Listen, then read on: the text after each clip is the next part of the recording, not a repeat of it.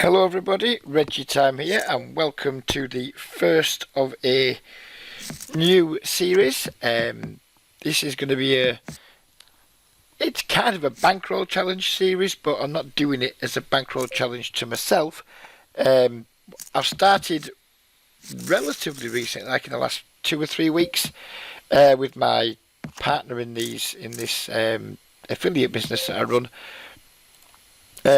offering stakes to players. We're hoping to attract some winning players from like the major sites who would like to get into these games and look at these games because of how obviously soft they are, but who are also maybe a little bit anxious about depositing money to unregulated poker sites. So we're kind of the obstacle a lot of the time to getting players on these sites is they don't want to deposit their own money to unregulated clubs. So if we give people like introductory stakes to the sites and they can kind of develop their bankroll without actually depositing any cash, we think it's like a good entry point for people who are understandably concerned.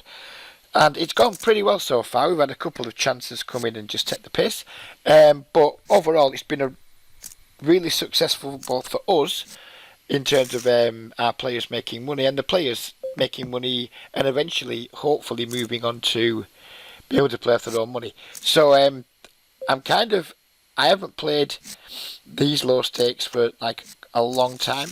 I want to promote the staking operation that we're launching, but I also want to like play in the games that I'm starting players off in too.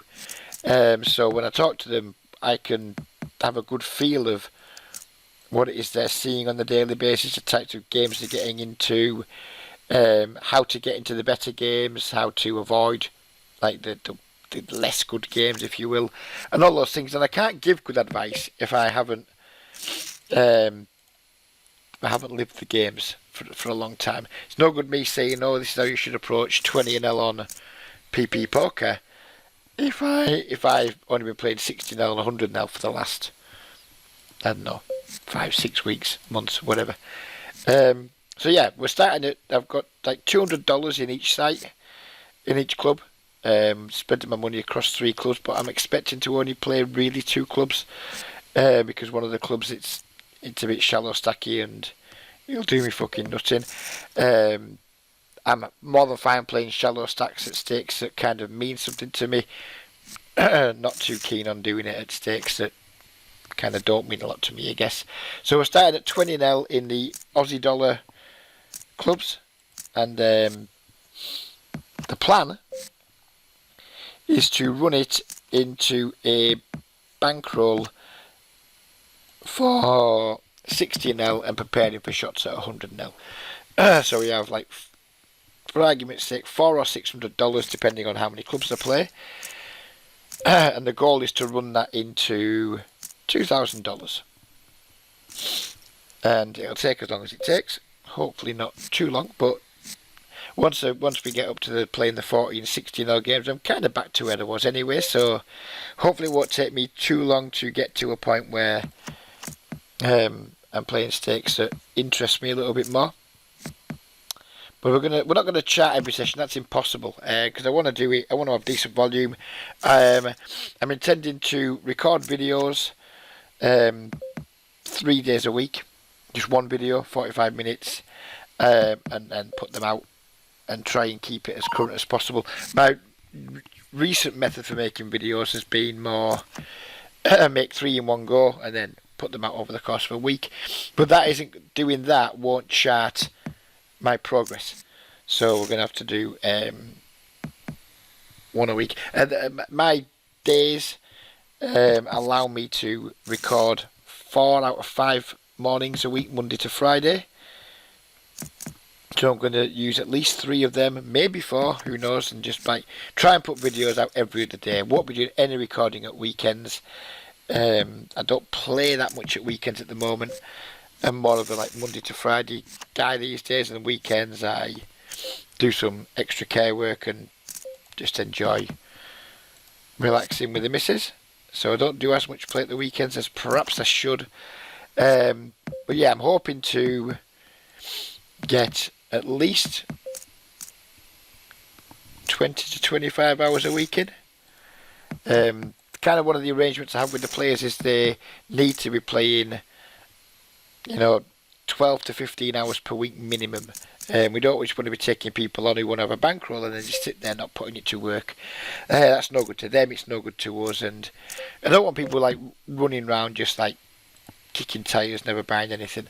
And if I'm expecting that of players who come to us, then obviously need to expect it of myself as well. So if you do want to get involved in, if you wanted to get into these clubs for a while but you've been nervous about putting your own money on, now could be the perfect time to get in touch with me. Ideally via the Facebook group, because that's how I conduct most of my conversations with players. And we can set you up. Set you up in these clubs with a $200 starting bankroll, which is just 10 buy-ins, but obviously we want to limit our exposure at the start because we don't know who's who really, and there are going to be the occasional chances who just come and take the piss. So we need to protect ourselves as best we can against those guys. But the guys that come in and do well, or the guys that come in and act responsibly with other people's money, then there will be opportunities to move up or increase the starting amount of the stakes. So you're not at the women variance quite so much. So yeah, if you do want to get involved, please do get in touch. It doesn't have to be these clubs. We're doing it in all of our clubs. We're starting people off in all of our clubs because these clubs here aren't necessarily great for people on a stateside time zone. So we are doing it on other clubs too, but I have a very decent association with the PPPoker guys, and these are the only clubs I'll be making the videos from because I've got a lot of time, a lot of love and a lot of respect for those guys, and I'm not going to kind of like have the good relationship I have with them and then kind of abuse that by recording on other apps. So yeah, get in touch. If you've wanted to play these games for a while but haven't felt ready to risk your own money, this is a good opportunity for you to take a look, gain confidence. I mean, obviously, a lot of people's concerns is, well, what happens to my money? If I win, do I get paid? Well, if you come in, do well and win, and then get paid quickly, then that will, from nothing, so you come in, you don't deposit anything, in 6 weeks' time you've won $1,000 and I'm sending you 500. Then you're leaving yourself 500 to play with. Sorry, not you're leaving yourself 500 to play with. But you've been cashed out. Therefore, you can either redeposit some of that money and play for your own bankroll, or you can stay in the backing arrangement. But either way, it will build your trust in the app scene in general, which is the main reason for us doing this. Well, it's my absolute main reason, because I know I was like wary of these sites for a very, very long time, and I didn't come near them. They've been going for like 5 years now, and I'm a relatively recent convert to them, like the last 12 months. So I totally understand like the blockage to entry for lots and lots of people.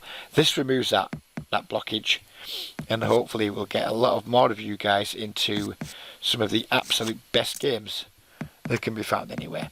End of spam. Let's get on with playing some poker. Each video is going to be 45 minutes to an hour. Fully aware that not everyone likes to watch that long, but I'm also very aware that a small number of people really enjoy that. The longer the videos, the better. So yeah, we'll just do it 45 minutes to an hour. It doesn't hurt me, and some guys enjoy it. Better get this dude tagged before he fucks off. I think at the moment we might leave this table here, because the whales don't have too much money, and just start a fresh one.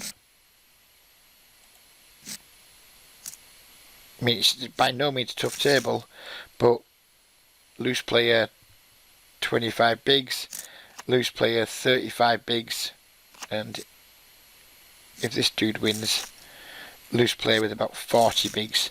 So we've got 3 players. Mind you, we've got this dude here as well who's pretty loose. Nah, fuck it, we'll stay. I'm just not that arsed about playing with like multiple people who just have like check, shove, or raised all in stacks on flops. I like to play streets. I like to piece the information together as I go along and hopefully make some very good river decisions. And you can't do that if you're all in pre-flop or all in on the flop a lot. Which is what tends to happen when you're playing against these sort of stack depths. But when each one of them have like high VPIPs and relatively low PFRs, it also seems like you're walking away from some free money by just leaving and chancing your arm on starting another table that may or may not develop to be a better one than this. This one isn't too clever either. We have two regulars. I know both of these players. Not very well in terms of playing with them, but I know them both, as in I've communicated with them on a few occasions. We're going to go with the 3-bet here. We're going to go pretty big. We're going to hope our friend here fucks off. I'll put the button here. I think I would flat to allow these guys to come into the pot and have position on them. But when we're out of position, I'm happy to just try and take it down pre. And if we don't, then hopefully flop trips and not get felted.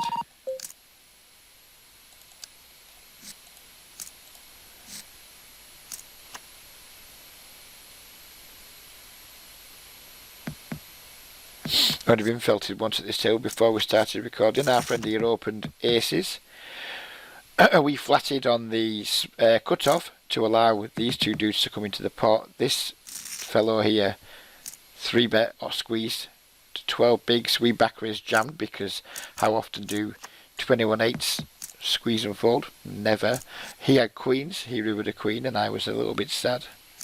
Would have been a nice start to the challenge. So yeah, familiar with these two players, as in I've spoke to them, played a little bit with Voltaires. Very solid player. Don't know much about this guy's game, but he looks solid enough, doesn't he? He looks solid enough to me. We have this like tight fish here, and then two pretty big fish here. So it's, I don't really like being at the table with three tightish players, but I'm more than fine with it when we have two very loose players with fat stacks.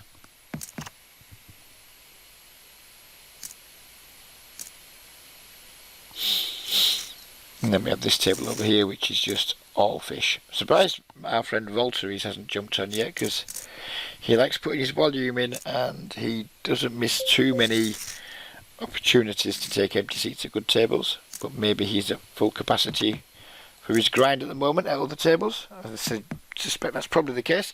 And thankfully now he can't take the seat because someone with a 43 VPIP has took it instead, which is just fine by me. So we're currently down for this session. I think these are the only three tables I've played at. I haven't played at any others. Not going to be continually looking through sessions at like how much we're up or down, but just to give you a feel, 17 up here, 37 down there, so that's 20 down, and then 2 up here, so we're only down 18. It's fuck all really, is it? Do we want to take a stab here multi-way? No, I don't think we do. These guys are just going to be so like ace-x heavy because they're so loose. There's like all kinds of like weak aces that they don't want to value bet, but they also don't want to check fold. I think now we're going to just bet small. We do have some equity if we get called. And if they are in there with like jack 10s, jack 9s, king 9s and things, don't want to just give them like a free shot at improving past us when we turn a straight draw to go with our pair. Now we're just going to check back and hope to win. 9 deuce. Fair play. Fair play to you, sir. This guy donked earlier with a draw when he had fuck all. So when he checks, does it mean he has fuck all, or does it mean he has showdown value? I'm not sure, but we have showdown value, so there's no reason to bet.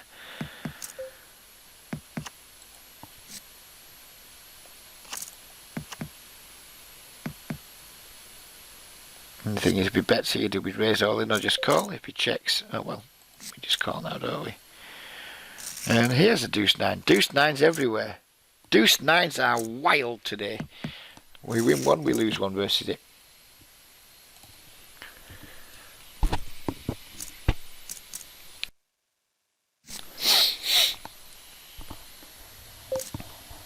Nine deuce, was that Guy Laliberte's hand? Do I remember that? Am I such a fucking nerd that I remember watching an episode of the big game once where Guy Laliberte was playing with, and this is how nerdy I really fucking am, he was playing with, and this is the order around the table from his left, Haralabob Fulgaris, the Ukrainian guy, can't think of his fucking name now, that's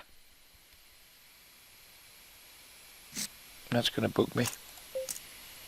That needs to be found out.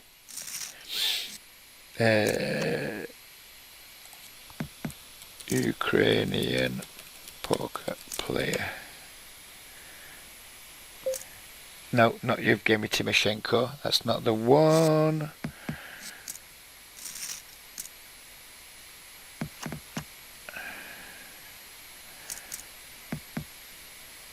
It's going to do my fucking noting now. I almost don't want to Google it. Well, although I already have. Because I'd like to know. Fucking hell, I can see him as well in my picture him. Anyway, there was him. Then there was the loose cannon called Kerry Bichelle. You remember her name? I can't remember the fucking poker player's name. Then there was a former Canadian world champion. Well, former world champion who's Canadian, who's allegedly a bit of a sex case. And then there was Jason Mercier. And who the fuck? Right. Kerry Bird. But just Google her. Kerry Bichelle. It's a big game. Nope, that hasn't fucking found it either. Well, anyways, there was that fucking. Someone replied in the chat, tell me who the fuck it was. Ukrainian American poker player. Anyway, yeah. To cut a long story a bit shorter than it fucking needs to be, or as short as it needs to be. Gila Liberté mentioned in that, and I've lost the fucking will with this story now, but he mentioned 9-2 was like his favourite hand from his home game or whatever. So there you go. What a fucking tedious ramble. No wonder my fucking wife rolls her eyes at me sometimes, because I'm just like a mine of absolutely, totally, utterly useless information, and then I share more of that useless information than most people are fucking interested in. So I apologise if you've lost the will to live, whilst I couldn't remember the fucking Ukrainian poker player.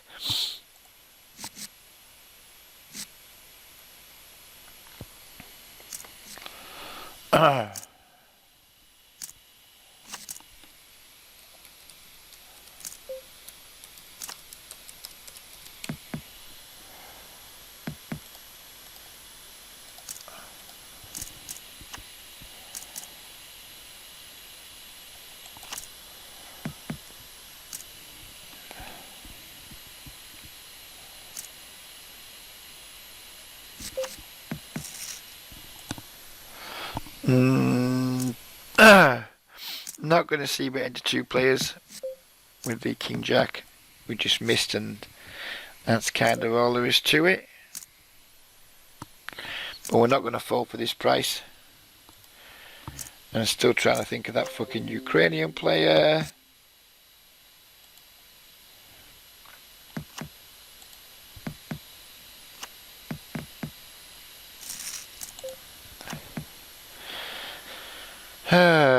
Getting like a ridiculous price, but only one card to come and possibly only 6 outs.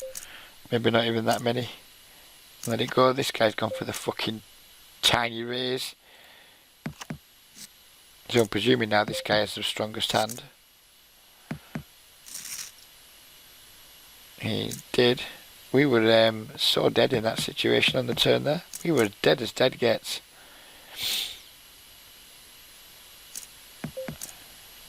There's our friend Voltaires. He's turned up a little bit late to the party, but here he is. Eugene Kachelov. That's the fucking Ukrainian player. There you go. There you fucking go. We've cracked it.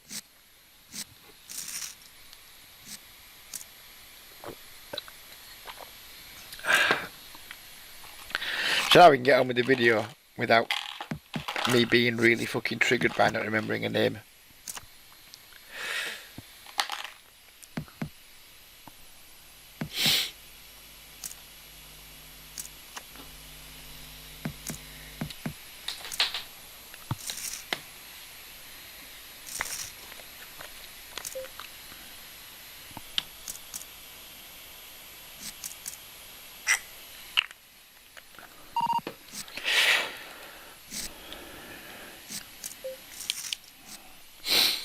isolate the Jack Queen here, or try to isolate. Given this guy in the big blind, we might not succeed in isolating, but we're going to attempt to isolate.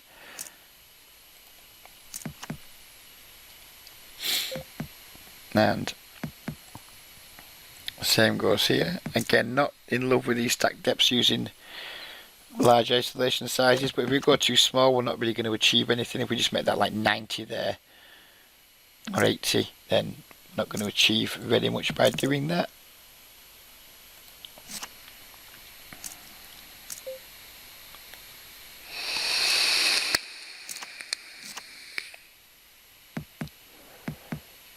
Well, a gut shot, 2 overs, which is interesting, but we're multi-way and we're going to have stronger draws than this here.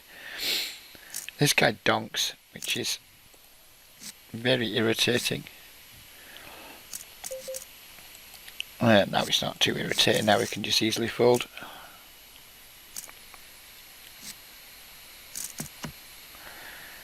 So this guy limp called with 7-3 off suit and had the audacity to flop 2 pairs.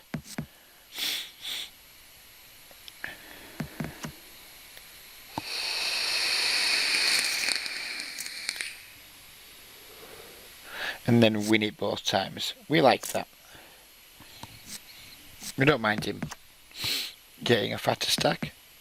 Rather than having that money spread between 2 players, I'd much rather it was spread with 1 player and then force people to play more down the streets. Given what we've just seen, we're going to go with an extra big ISO. Not expecting him to fold very much at all.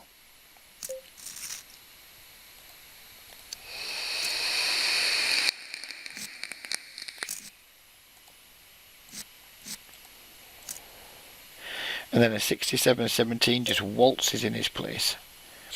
Absolutely delightful. If it takes me too long to get out of this stake, I'll be absolutely mortified. Because I'll be doing a lot of things wrong. Or just running like an absolute drain.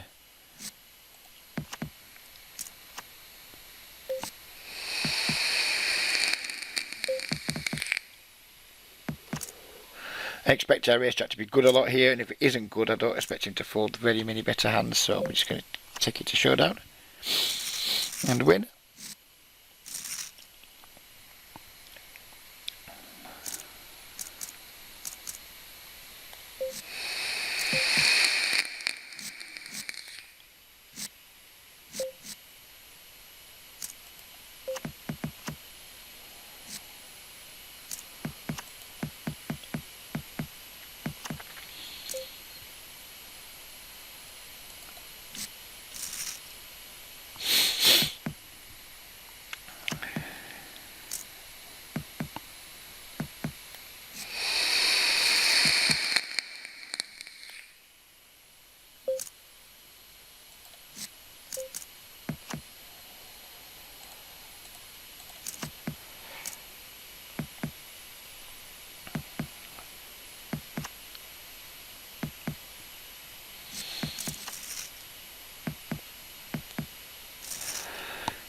Multi-way, we're not going to see bet the 8s.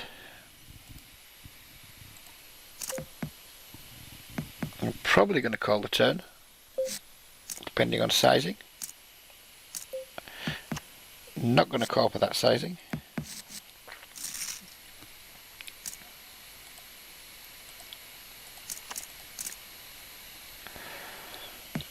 Flop a gut shot here, but we're multi-way and it's the worst gut shot we can have, and the board's already paired, so again we're going to be taking a pretty passive line, which you kind of have to do in multi-way pots. It's just the way it is.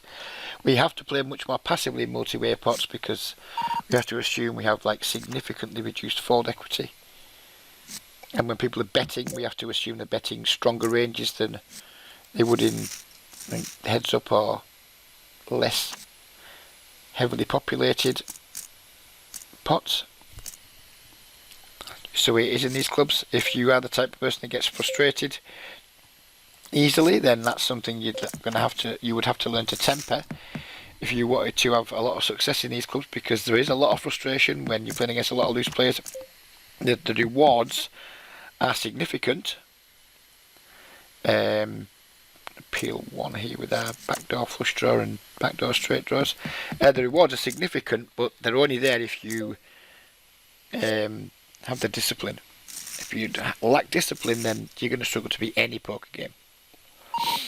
Just recall again here now we've turned a good shot and we've missed everything. And we chop it up.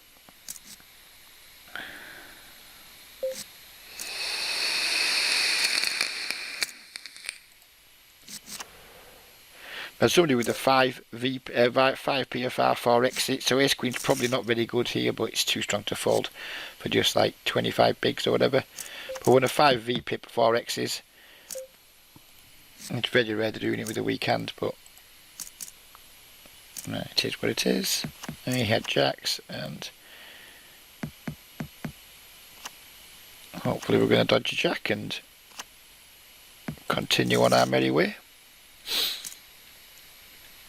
Well, he didn't just jam pre, I do not know. He left himself 70 or whatever it was for who knows what.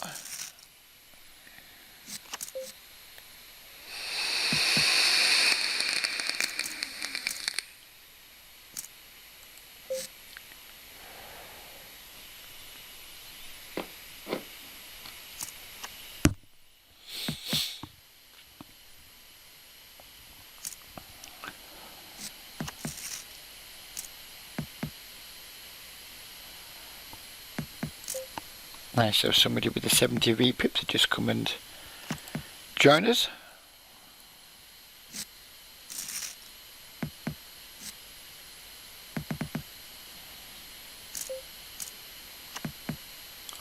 And then post a blind and then just leave.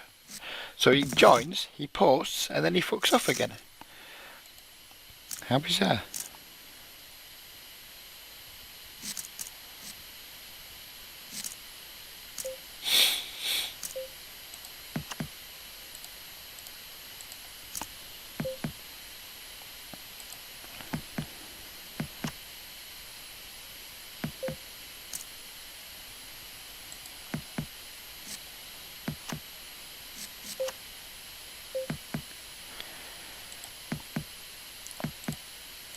Pretty good board for us to see bet. We have a range advantage and we also have a good shot with the backdoor flush draw.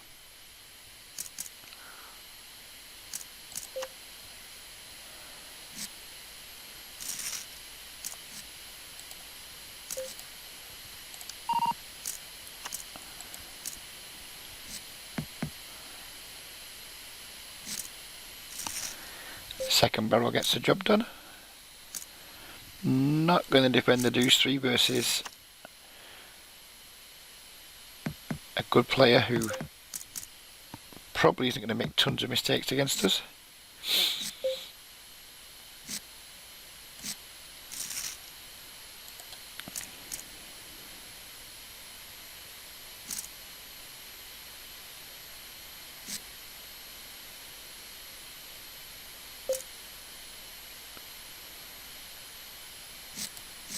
I'm disappointed when the guy who defends 9 deuce doesn't defend blind versus blind when we have aces.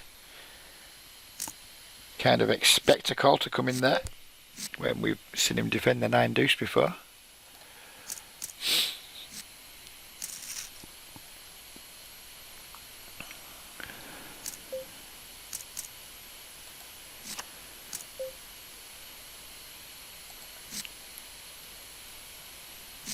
Perhaps that guy isn't there. It's the second time now he's kind of time banked and possibly timed out. Easy c-bet here on the jack 10, on the king queen 3. We're defending versus a raise, but we don't need to.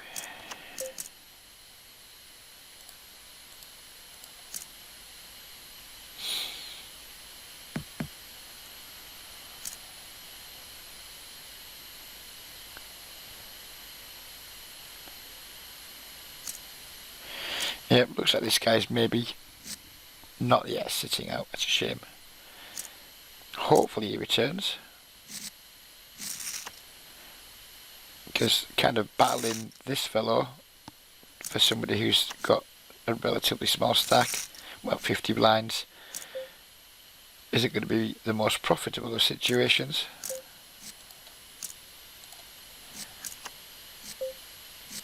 So we've raised 4 hands in a row now. We could see bet here, but we just don't really need to, so we're not going to.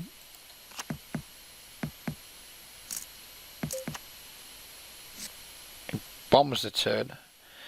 Pretty confident we're beat, but we do have some equity, so we're not going to fold. And we're probably going to fold the river. Having a queen in our range here, and having in our hand, and having clubs, which means he can't be bluffing a lot of like queen 10, queen jack, can't be bluffing clubs, etc. Or less likely to be bluffing hands like queen jack, queen 10 and clubs. Makes that a pretty diabolical bluff catcher. And we don't really want to be bluff catching versus passive players too often anyway. I guess I just fold here and give this guy the pot. Give this guy the pot here. Because he's just going to win it because this dude's sitting out. Very funny that he's checking versus the guy that's sitting out. It'd be fucking hilarious if he loses this pot to a guy who isn't even in the hand. He didn't, but it would have been funny.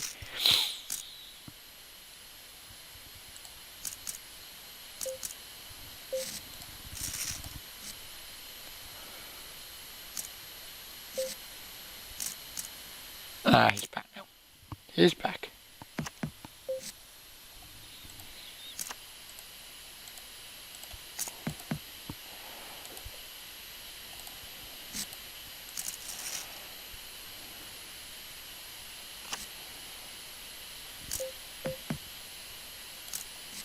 Could see bet here. But again, we got a stack size where he might just check shove, and although we have the double gut shot, I'd rather just try and realise our equity and get to showdown with the hand that could be good than increase variance in a spot where we don't need to.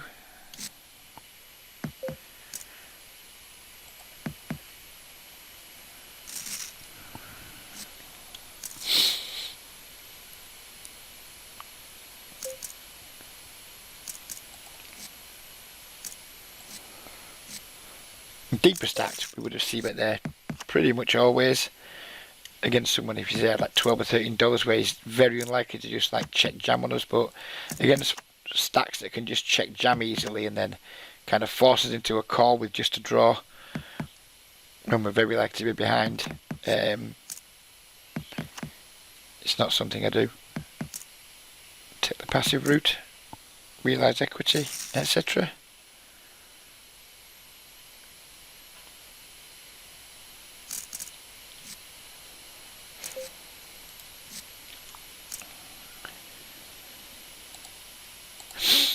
These fish just keep coming, don't they? They just keep coming.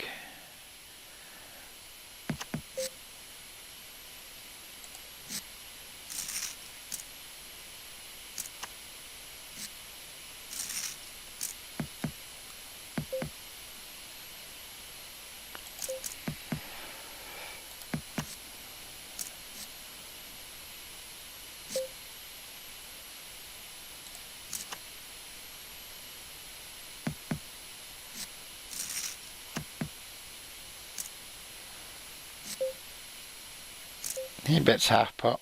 I don't love it, but we can't really check back that flop and fold turn to 1 half pot probe.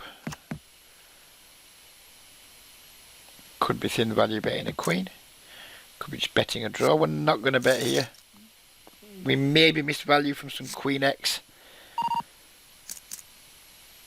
but we're not going to bet. And we missed value from some 9X possibly there. So,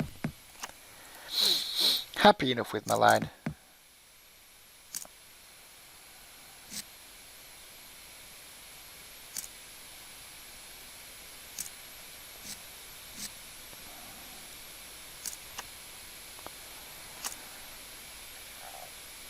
Brick the king 9, but we're going to see, well, we were going to see bet until our opponent prevented us from doing so by donking.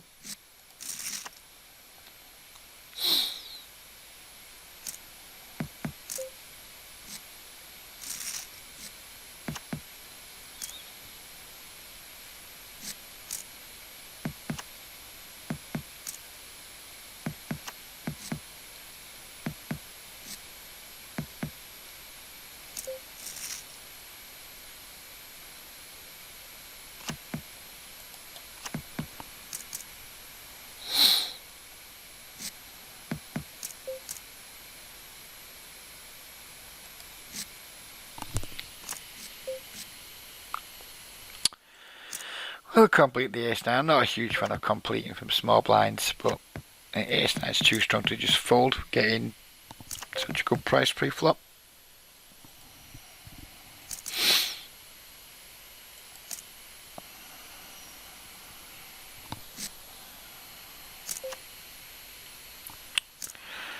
Don't like that river.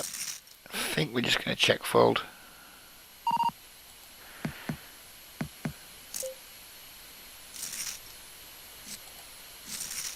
Didn't find the value bet. He just didn't find it.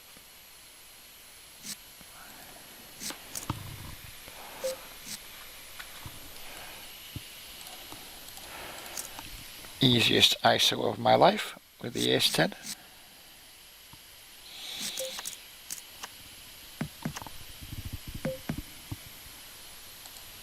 You see bet around 80 to 90 here.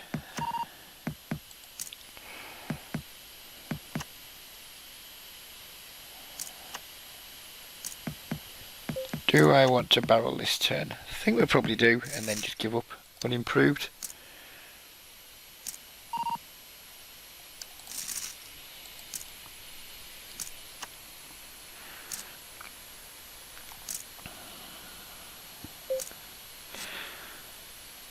Nice hand, sir.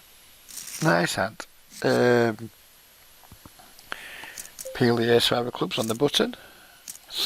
Good player opens, bad player calls, bad player in the blind.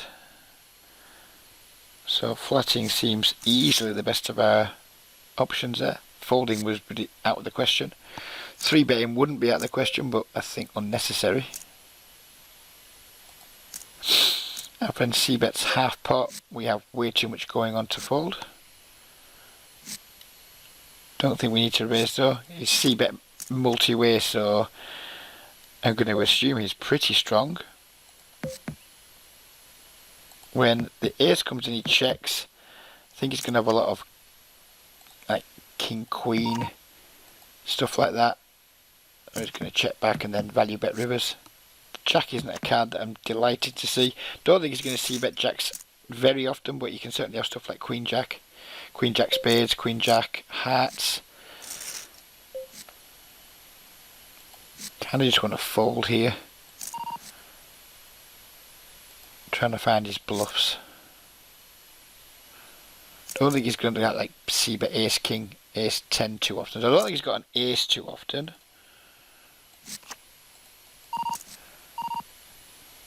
Queen jack. Can't believe we've used 2 time banks on this.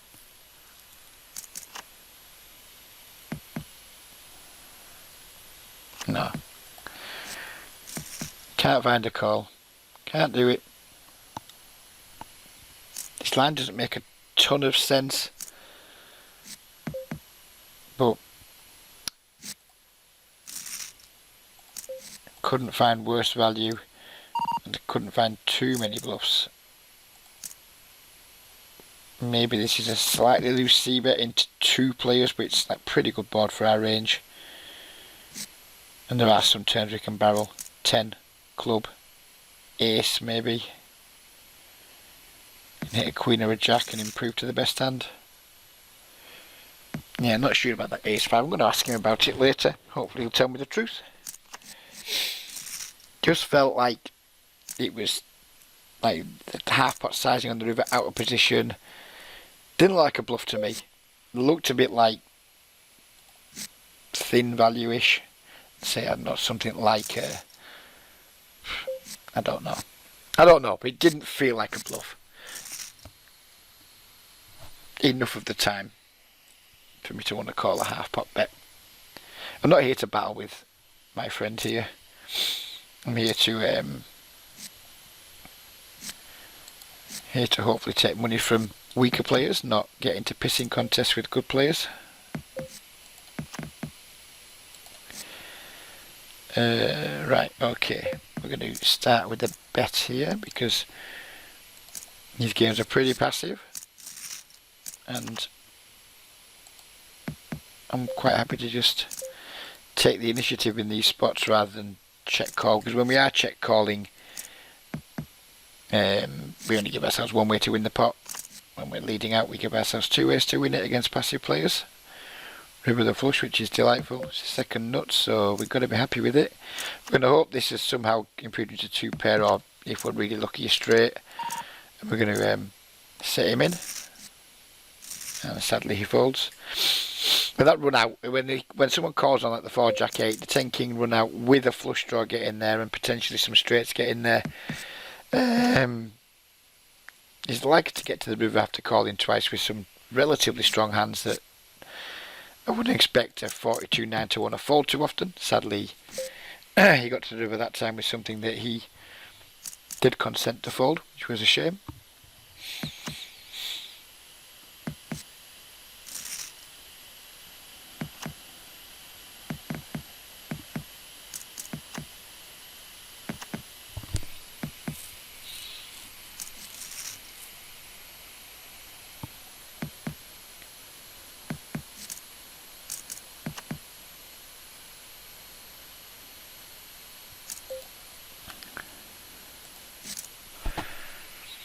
So again, somewhere near the end of the first video, I'm not going to stop playing.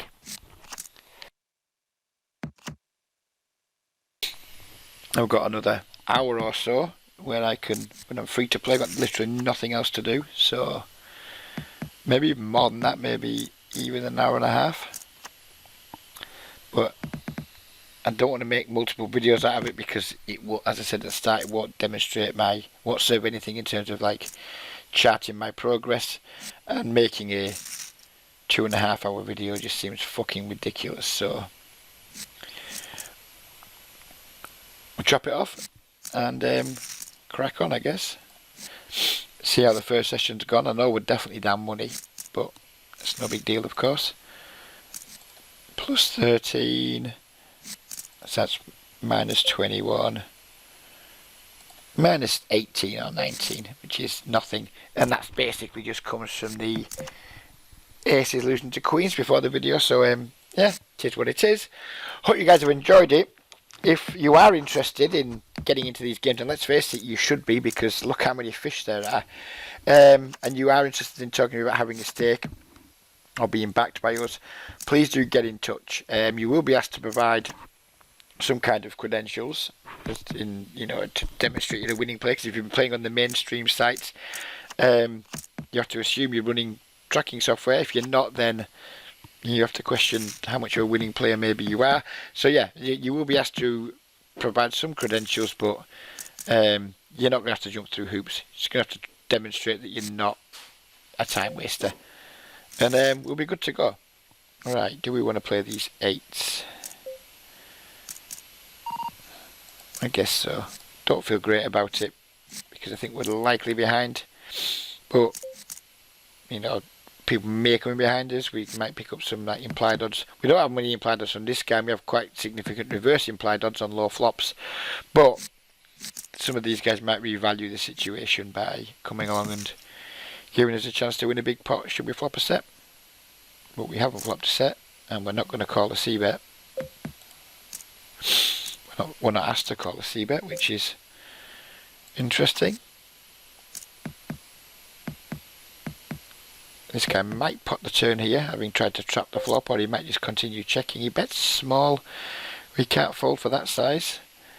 We're not c-betting 8-6 deuce multi-way on this table. He bets 1 odd, but we're so likely to be beat here by someone like pocket jacks, pocket tens. But we're getting too good of a price, and we do beat pocket 7s, so happy days. If you played this hand a little bit better there, we maybe would have won the pot, but happy days for us. Right, so we'll leave it there. Hope you guys have enjoyed it. Hope you're going to stick with it for the series, and please do get in touch if you want to talk to me about being backed to play in these clubs. Take care, everybody. Have a good day, and bye bye for now.